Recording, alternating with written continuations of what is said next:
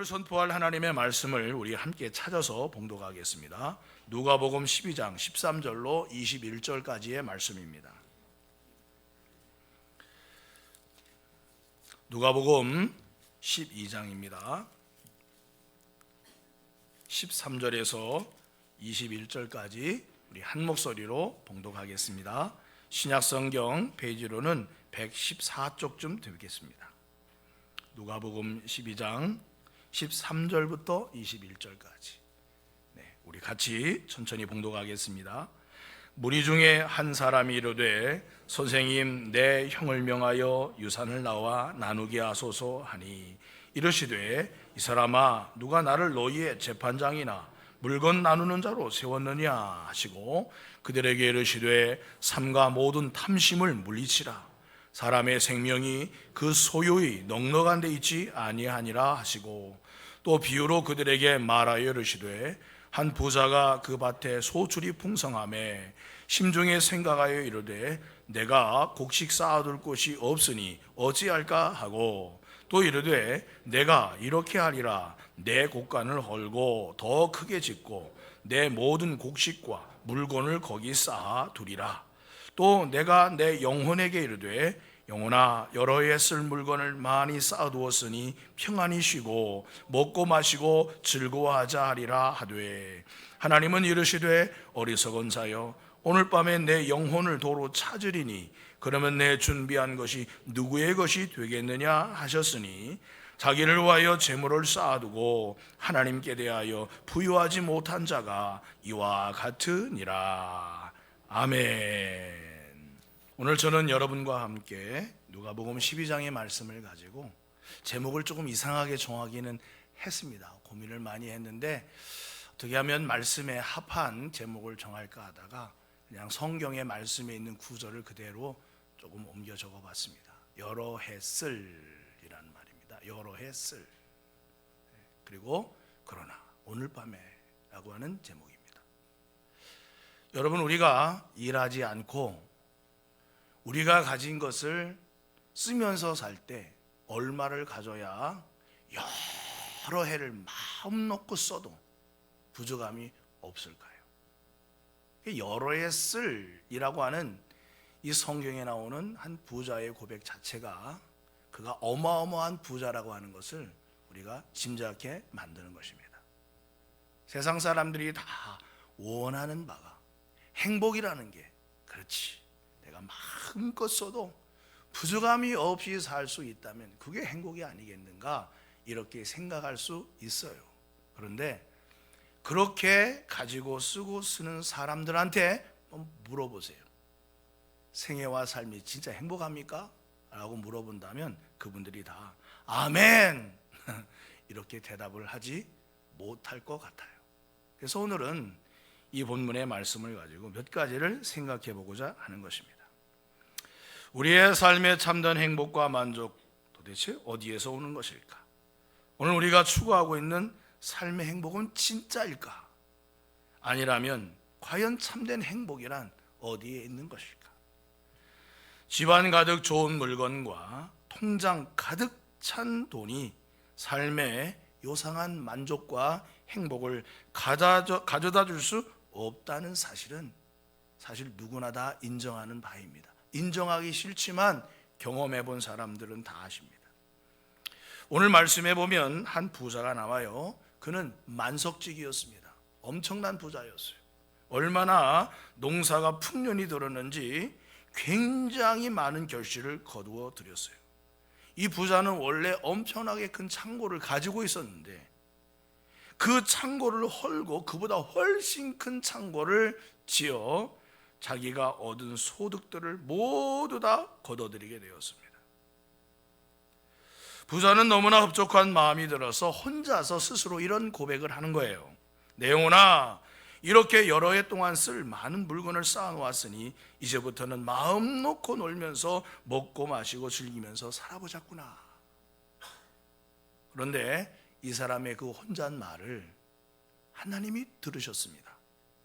그리고 그 사람한테 이렇게 말씀하셨어요. 어리석은 사람아 오늘 밤에 내 영혼을 도로 찾을 것이다. 그러면 네가 그렇게 쌓아놓은 것들은 모두 누구의 것이 되겠느냐라고 그에게 물으셨습니다. 가만히 생각해 보면은 오늘 이 이야기는 세상에 없는 이야기가 아닙니다. 우리 주변에서 흔히 있는 이야기들이며 보통 사람들이 꿈꾸면서 사는 그런 일들인 것입니다. 그런데 이런 이야기 중에 뭐가 문제였을까요? 아주 중요한 삶의 궁극적인 목적과 지향해 가야 할 삶의 방향이 어디가 되어야 하는지 우리로 하여금 리셋하게 만드는, 다시 재정립하게 만드는 말씀이라고 할 수 있는 것입니다. 먼저 오늘 이야기의 주인공을 보시고 그는 부자였다고 말했는데 하나님이 그 사람을 어떻게 불렀는 줄 아세요? 성경에 보면은 하나님께서 누군가를 부르시되 아담아 혹은 아브라함아, 모세야. 또 신약에서는 사도 바울을 통하여 오직 너 하나님의 사람아 이렇게 호칭을 한 적은 있어요. 그런데 또한 사랑하는 자여라고 표현하고 때로는 착하고 충성된 종아라고 그렇게 표현할 때도 있었는데 오늘 이 부자를 향하여 하나님이 부르시기를 어리석은 자요, 어리석은 자라고 그렇게 부르셨습니다. 어째서 나름 성공한 이 부자를 향해 하나님은 어리석은 자라고 부르셨는가? 우리가 한번 이 시간 몇 가지를 통해서 한번 살펴보자고요. 첫 번째로는 왜 이 사람이 어리석은 사람이냐? 자기밖에 모르는 사람인 것입니다. 우리가 읽은 말씀에 보면 이 부자의 마음이 잘 나타나 있습니다. 이 사람이 사용한 인칭 대명사를 살펴보면은 오로지 나, 내가, 나 이런 말로 아주 번복이 되어 있습니다. 17절을 보면 내가 곡식 쌓아둘 것이 없으니 어찌할까? 또 18절에 보면 내가 이렇게 하리라, 내 곡간을 헐고 더 크게 짓고 내 모든 곡식과 물건을 거기 쌓아두리라. 다 자기 거야. 내가 이렇게 하고 내 곡간이고 내 모든 곡식이고. 19절에 보면 내가 내 영혼에게 이르되 영혼아 여러 해 쓸 많은 물건을 쌓아두었으니 평안히 쉬고 먹고 마시고 즐거워하자. 자기가 자기 영혼에게 그렇게 말하는 거예요. 야, 이제 행복할 거야. 이제는 실컷 먹고 마시고 놀고 잘했어. 아주 그냥 뭐. 그런데 여기 3절 안에 나라는 표현만 6번이 사용되어지고 있어요. 왜 누가가 성경을 기록하면서 이걸 일부러 의식적으로 이렇게 기록해 놓았을까요? 왜 예수님께서 말씀하시면서 왜 이렇게 우리에게 가르쳐주고 있는 것일까요? 이 사람의 관심사는 하나님도 아니고 다른 누구도 아니고 이웃도 아니고 오로지 자기 자신뿐인 것입니다. 사람들이 전화로 통화할 때 제일 많이 쓰는 말이 나, 내가라는 말이라고 합니다. 5,000번의 대화 가운데 무려 3,999번이 나라는 말로 그렇게 표현한다는 거예요. 모든 사람들이 인정하든 인정하지 않든 간에 사람은 결국 자기 중심적인 가치 안에서 살고 있다, 이렇게 볼 수 있는 것입니다. 디모데후서 3장 1절에 말씀하기를 너는 이것을 알라, 말세에 고통하는 때가 이르러 사람들이 자기를 사랑하며. 말세에 나타나는 가장 핵심적이고 중요한 첫 번째 현상이 뭐냐? 자기를 사랑하며 돈을 사랑하며 자랑하며 교만하며 비방하며 부모를 거역하며 감사하지 아니하며 거룩하지 아니하며라고 말씀하고 있어요. 지금 우리 시대는 경제적으로나 삶의 환경적으로나 훨씬 예전보다 나아졌어요. 그런데 이상하게도 세상살이가 더 폭폭하고 어렵고 힘들다는 기분이 드는 것은 왜인지 모르겠습니다. 성경 속 말씀은 우리에게 모든 문제와 갈등의 가장 큰 원인은 말세 속 자기를 사랑하는 그 이기심에서부터 비롯된다라는 것을 이렇게 명시해 주고 있는 것입니다. 부부 간의 갈등, 부모 자식 간의 갈등, 이웃 간의 갈등, 그 속에 깊게 자리 잡고 있는 것이 바로 자신의 이기적인 마음이라는 거예요. 평년보다 더욱 많은 소출을 거둬들이게 되었으면 창고를 헐고 짓는 것도 중요한 나름의 하나의 자기만의 방식일 수 있겠지만은, 근데 이 사람의 눈에 어찌 모든 것은 다 내 것이 되어야 마땅하다라고 그렇게만 생각하면서 살아야 했는가? 주님이 보실 때는 그게 어리석다는 것입니다. 소출을 만들어내기 위해서 땀 흘려 일한 종들의 수고도 있겠고, 좋은 날씨와 적당한 비를 주셔서 소출이 넉넉하게 되도록 은혜를 베풀어 주신 하나님의 자비하신 은총도 있었겠고, 가족들이 함께 수고하고 함께 합력해주고 격려하면서 그렇게 농사 어려운 부분들을 감당해 주었던 수고도 다 있을 텐데, 어떻게 모든 것이 자기의 공로요, 자기의 의요, 자기의 소유라고만 생각하는지 이런 절대적인 이기심으로 가득한 부자였어요. 수고한 종들에게 좀 베풀어주고 나라의 세금도 더 내고 가난한 사람들, 배고파하는 이웃들을 불러 잔치도 열어주고 그리고 그들에게 조금의 쌀이라도 더 나눠주고, 사람이 성숙할수록 자기보다는 남을 더 배려하는 것이 그것이 아름다운 모습인데, 한 걸음 더 나아가면 오히려 자기를 희생하고 봉사하고자 했을 텐데, 이런 예수님을 닮고 하나님을 닮은 거룩한 형상을 갖지 못한 이 부자를 향하여 주님은 어리석은 자라고 말씀한 것입니다. 초대교회 성도들은 하나님의 구원의 은혜를 입고서 자기의 소유를 자기의 것으로만 여기지 않는 놀랍고 신비한 일들이 그 교회 가운데 일어나게 되었습니다. 어떤 사람은 자신의 재산을 팔아서 교회에다 갖다 바치고, 교회에서는 가난한 사람들에게 그것을 공평하게 잘 나누어 주어 어렵고 힘든 사람들이 힘을 얻게 만들었습니다. 가진 자와 못 가진 자 간에 서로 유무상통하면서 그렇게 살았어요. 사도행전 4장 32절, 믿는 무리가 한 마음과 한 뜻이 되어 모든 물건을 서로 통용하고 자기 재물을 조금이라도 자기의 것이라 하는 이가 하나도 없더라, 그렇게 말씀했습니다. 이건 누가 시켜서 된 일이 아니에요. 하나님을 사랑하고 하나님의 은혜를 입고 나니까 더 이상 자기의 것이 자기 것이 아닌 것처럼 이웃을 위한 분량과 이웃을 향한 분량을 하나님이 나에게 주셨다라고 여긴 나머지 그들은 자기의 재산이라도 팔아 가난한 사람들을 돕고 교인들과 함께하는 삶을 선택하는 이 아름다운 교회의 공동체가 초대교회 때 이루어졌다라고 하는 사실인 것입니다. 삶의 이유와 목적과 방향이 세상 사람들과는 다른 분들이었어요. 예수 믿는 사람들이 말이죠. 이렇게 사는 사람이 어떤 사람이냐? 지혜로운 사람이라는 것입니다. 우리도 어리석은 부자처럼 살지 말고 다른 일을 생각하고 배려하고 섬기며 나눌 수 있는 지혜로운 삶을 살기를 주의 이름으로 간절히 소망합니다. 두 번째로 어리석다고 말한 이유는 부자는 재물밖에 모르는 사람이었기 때문입니다. 여러분, 물질은 삶에 필요한 거죠. 먹고 입고 사는데 물질은 반드시 필요합니다. 하지만 물질에 목숨을 걸고 자신의 영혼을 걸 정도로 여기게 되면 이건 완전히 주객이 전도되는 것이죠. 사람이 중요한데 물질이 사람보다 더 중요하게 되는 것입니다. 삶의 수단이지 삶의 목적과 이유가 되어서는 안 된단 말이죠. 여러분, 배가 바다를 항해할 때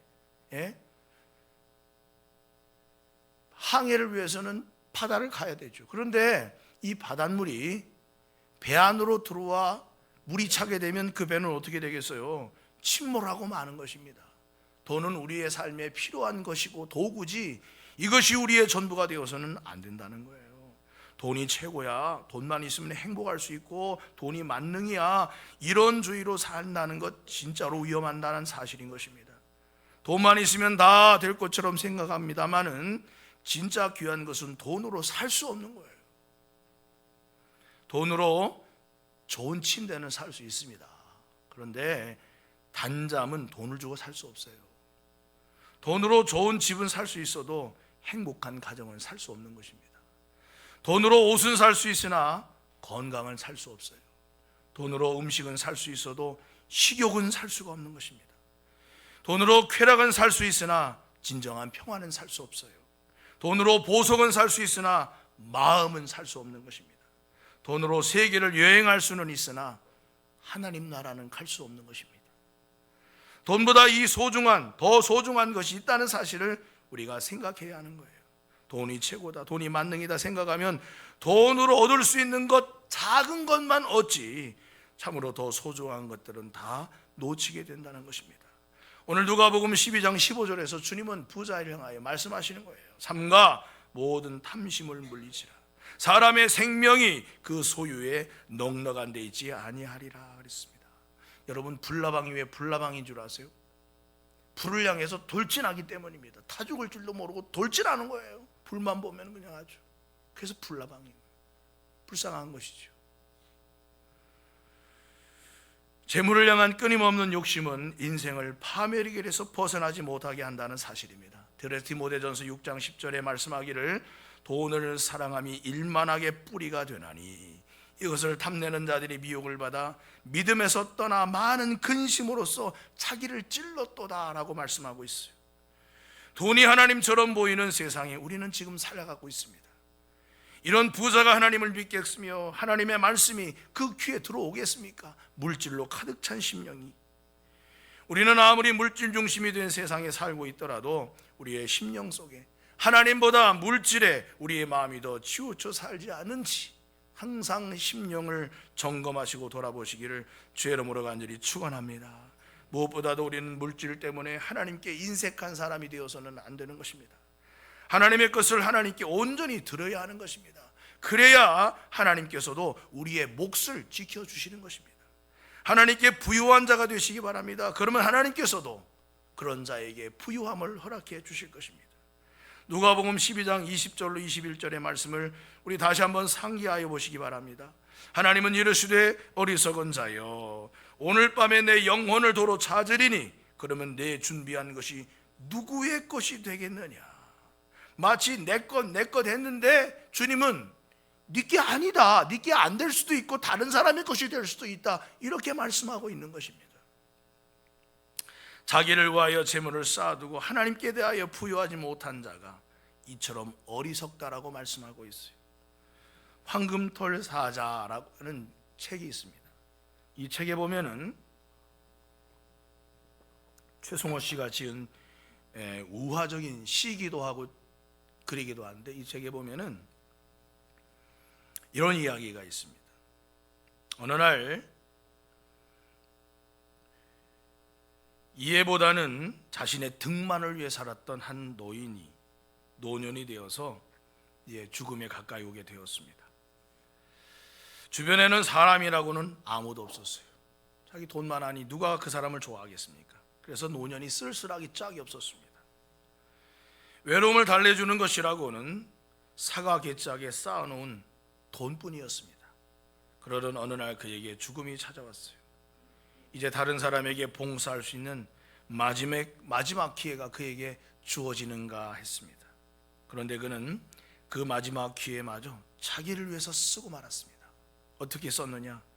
가지고 있던 돈을 몽땅 털어서 순금으로 된 관을 만들었습니다.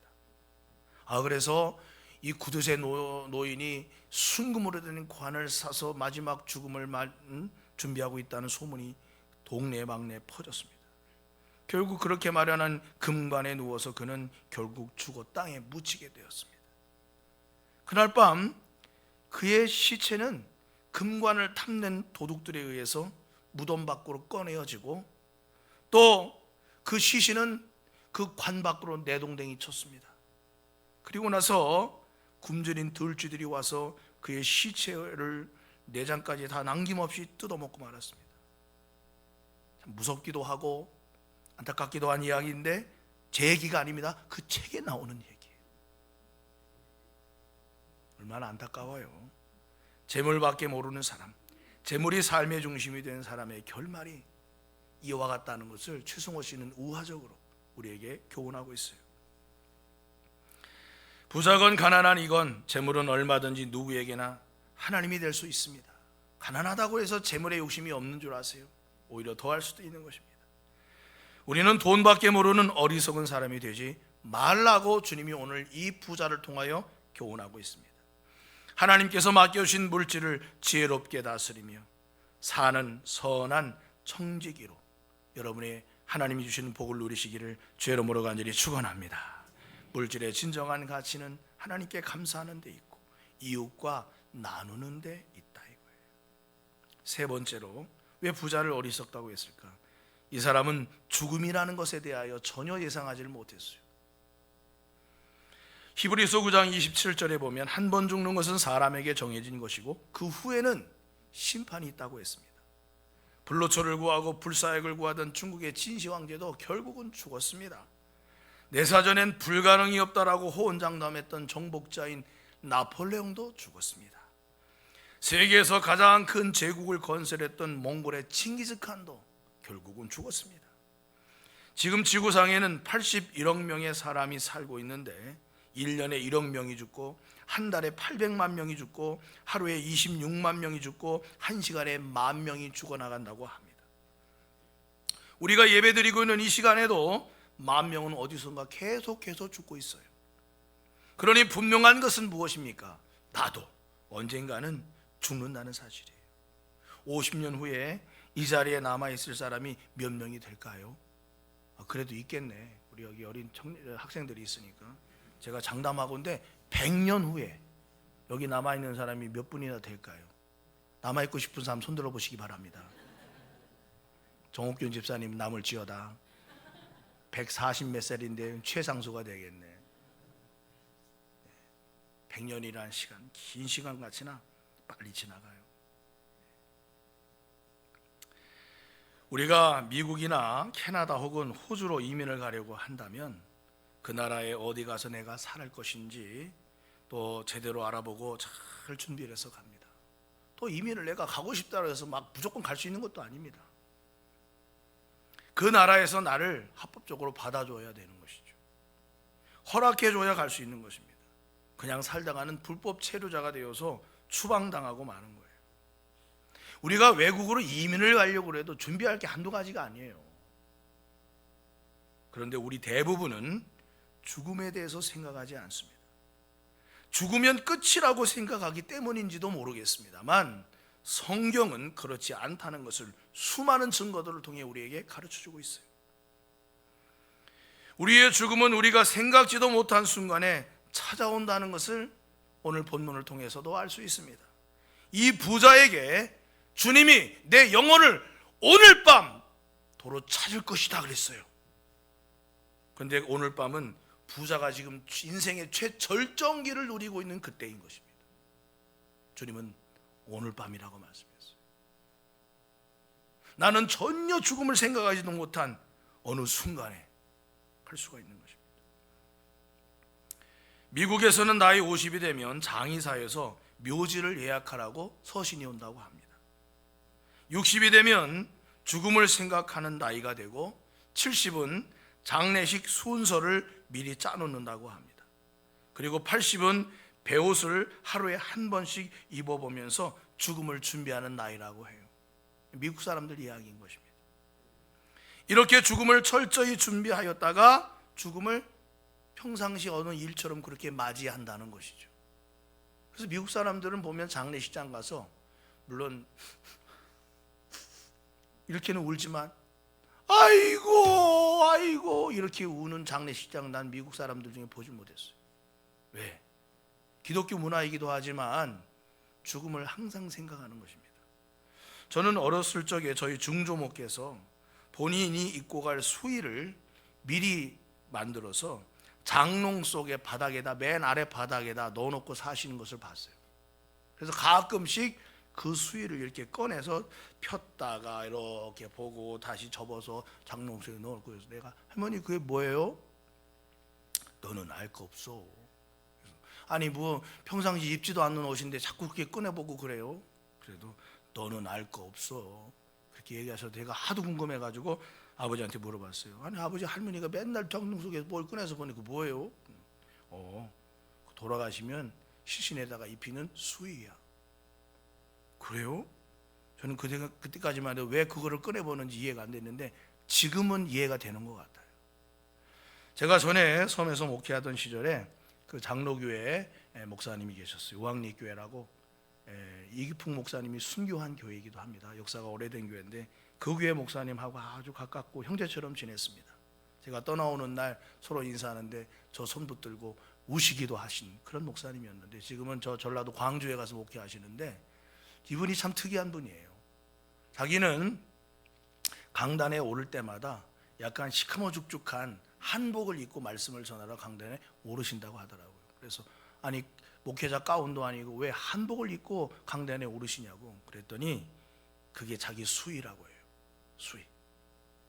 그래서 강단에 오를 때마다 목숨 걸고 말씀 전한다, 이렇게 생각하고 오늘이 마지막이다 이렇게 생각하고 말씀을 전하기 위한 결단으로 그렇게 하시고, 사실 내가 죽으면 이것이 내 수의라고 그렇게 말씀하시는 걸 듣고 제가 마음이 참 새로워지는 그런 기분이었습니다. 사랑하는 성도 여러분, 죽을 각오로 목숨을 걸고 또는 우리의 삶에 죽음을 항상 생각하며 산다는 게 부정적이고 암담하고 어두운 것 같지만 그렇지 않습니다. 죽음을 생각하는 자는 삶을 더 귀하게 살 수 있어요. 오늘 이 생애가 끝이라고 한다면 나는 이 오늘 하루를 어떻게 보내야 하겠습니까? 그러나 나는 죽지 않고 영원히 살 것처럼 생각한다면 오늘 마땅히 할 일도 얼마든지 내일로 미룰 수 있는 것입니다. 오늘 내가 못해도 괜찮아, 내일이 있으니까 그게 소망 같지만 소망이 아닌 거예요. 기분 나쁘실지 모르겠습니다만 오늘 밤에라도 하나님께서 저나 여러분의 영혼을 부르실 수 있어요. 그 시간을 우리가 어떻게 알겠습니까? 여러분은 죽음을 맞을 준비가 되셨습니까? 마치 태풍이 불어닥치기 전에 배들이 항구로 모여들어와 정박하듯 죽음을 준비하고 심판을 대비하기를 원하는 사람은 모두 예수님 품으로 들어와야 하는 것입니다. 주님과 함께 살아가는 기쁨의 삶을 선택하고 믿음의 삶을 선택하는 그런 귀한 삶이 되어야 하는 것입니다. 물질이 나를 지배하지 않도록, 돈이 내 인생의 전부가 되지 않도록 사랑하고 베풀고 나누고 하나님의 영광을 드러내는 삶을 살아가는 지혜롭고 믿음이 충만한 복된 삶 되시기를 주의 이름으로 간절히 축원합니다. 성경을 보면은 죽음을 맞이하는 믿음의 사람들은 다 한결같았어요. 사도 바울은 예루살렘에 가면 죽는다, 죽음을 각오하고 가는 거예요. 죽을 줄 아는 것입니다. 오늘 내 목에 칼이 들어온다, 그래 죽는 거지, 주님을 위해서 죽는 거지. 그러고 살았어요. 예수님은 자기 손에 못 박히고 모든 물과 피를 흘리실 때 마지막에 하나님께 자신의 영혼을 의탁했습니다. 스데반은 돌에 맞아 순교할 때도 마지막에 돌을 던지는 사람들을 책망한 것이 아니라 아버지, 내 영혼을 아버지께 의탁하나이다 하고 죽음을 맞았어요. 우리도 언젠가 이 세상을 떠나는 날 나는 아버지를 부르고 주님을 부르고 주님이 날 위해 예비하신 천국에서 나는 영원히 살리라, 이 믿음을 가지고 항상 주님을 만날 준비하시기를 주의 이름으로 축복합니다. 넷째로, 자신이 영원히 돌아갈 곳을 준비하지 못했어요. 우리의 영혼이 본향이 있습니다. 이 세상이 본향이 아니에요. 우리가 돌아갈 아버지의 집이 있어요. 본향이 있는 것입니다. 어떤 부잣집에 한 종이 있었습니다. 그 종은 너무 어리석어서 주인이 항상 조소하며 우롱하였습니다. 하루는 주인이 종에게 지팡이 하나를 건네주면서 야, 너보다 더 어리석은 사람이 있으면은 이 지팡이를 그 사람에게 줘라. 그래서 종은 그때부터 자기보다 어리석은 사람을 찾아다녔어요. 그런데 자기보다 미련하고 어리석은 사람이 더 없는 것 같아 찾을 수가 없었습니다. 근데 갑자기 주인이 중병에 걸렸다는 소식을 듣고 이 종이 어리석은 사람을 찾아다닌 것을 그만하고 주인에게 찾아와서 주인이 있는 방에 가서 병문안을 했습니다. 주인은 힘없이 그를 맞았습니다. 나는 이제 병으로 가네. 내가 가는 길은 아주 먼 길일세. 다시는 돌아오지 못할 길이야. 그 말을 듣고 종이 주인에게 물었습니다. 주인님께서는 그렇게 먼 길을 떠나시는데 여행을 위해서 무엇을 준비하셨습니까? 나 아무것도 준비하지 못했다네. 그러자 종이 그 지팡이를 내놓으면서 단 며칠을 여행하면서도 여러 가지 준비를 하면서 영원히 돌아오지 못하는 긴 여행을 한다고 하시면서 아무런 준비를 하지 못하셨다니 주인님이 참 바보군요. 이 지팡이의 주인은 주인님이십니다 하고서 주었다는 거 아니에요? 짧은 세상에서 여러의 쓸 물건을 잘 준비할 줄 알면서도 그보다 더 중요한 자신의 영혼이 돌아올 곳을 위해서는 준비하지 못한 이 부자를 향하여 주님은 안타까운 마음으로 어리석은 자요라고 말하고 있는 것입니다. 특히나 이 부자가 진정 어리석은 것은 무엇인 줄 아십니까? 재물을 많이 쌓아놓으면 자신의 영혼이 평안할 줄 알았어요. 그래서 자신에게 말하고 있어요. 내가 내 영혼에게 이르되 여러 해 쓸 물건을 많이 쌓아두었으니 평안히 쉬고 먹고 마시고 즐거워하자. 자기 만족이 자기 행복이고 자기 만족이 자신에게 가장 중요한 것이었다는 사실입니다. 근데 여러분, 돈이 많다고 평안해집니까? 좋은 차를 탄다고 평안해지고 좋은 집에 산다고 평안해지고 평안이 그렇게 오는 거예요? 아닙니다. 오히려 돈이 많고 부유한 자는 많은 근심으로 자기를 찌른다라고 아까도 말씀드렸던 디모데전서에서 말씀했습니다. 인생의 급선무는 언제 하나님이 우리 영혼을 데려가실지 모르기 때문에 돌아갈 곳을 위해 준비하는 삶을 살아야 할 줄로 믿습니다. 나는 내 아버지 집에 돌아갈 날이 오리라.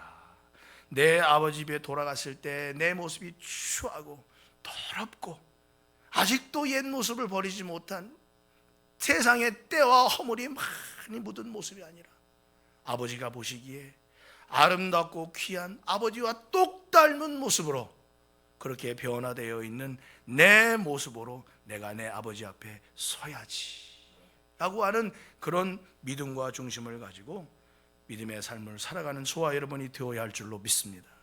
요한복음 14장 2절로 3절에 내 아버지 집에 거할 곳이 많도다. 가서 너희를 위하여 거처를 예비하면 내가 다시 와서 너희를 내게로 영접하여 나 있는 곳에 너희도 있게 하리라 라고 말씀하셨어요. 우리가 이런 하나님의 약속을 믿고 산다면 나 혼자만 이런 아버지 집에 갈 수는 없는 것입니다. 내 주변에는 내 부모, 내 자식들, 내 형제와 친척들, 내 이웃들 중에는 아직도 하나님을 알지 못하고 돈이 전부인 것처럼 세상이 전부인 것처럼 살아가는 그런 어리석은 영혼들이 많이 있어요. 우리가 그들을 놓고 어떻게 평안히 하나님 나라 갈 수 있습니까? 내 사랑하는 자식이, 내 사랑하는 부모가, 내 사랑하는 남편이, 내 사랑하는 아내가 주님을 모르고 사는데 나 혼자만 가서 하나님 나라에서 평안히 살 수 있을 것 같아요? 그렇습니다. 우리가 남은 생애 동안 해야 할 일이 있다면 주님을 알지 못하고 사랑하는 그 한 영혼을 위하여 몸부림쳐 그들을 주께로 인도하는 일에 힘써야 할 줄로 믿습니다. 그들을 위하여 눈물 어린 기도를 하나님께 올려드려야 합니다. 아브라함의 기도를 들으시고 롯이 멸망하는 소돔성에서 구원을 받았던 것처럼 하나님, 내 사랑하는 가족이, 내 사랑하는 자녀들이 주님을 알게 하시고 믿게 하시고 그래서 구원받고 하나님을 알고 믿음으로 살아 내가 가는 천국에 함께 가게 하소서. 이 사명을 주님 안에서 감당해 나는 저와 여러분 될 수 있기를 간절히 소망합니다. 목적 없는 삶, 허망한 물질을 쫓는 삶, 그 사람은 인생의 방랑자인 것입니다. 그러나 하나님과 동행하고 하나님이 기뻐하는 삶을 사는 사람은 천국으로 향하여 나아가는 순례길에 서 있는 사람인 것입니다. 저와 여러분 모두가 다 순례자인 줄로 믿습니다.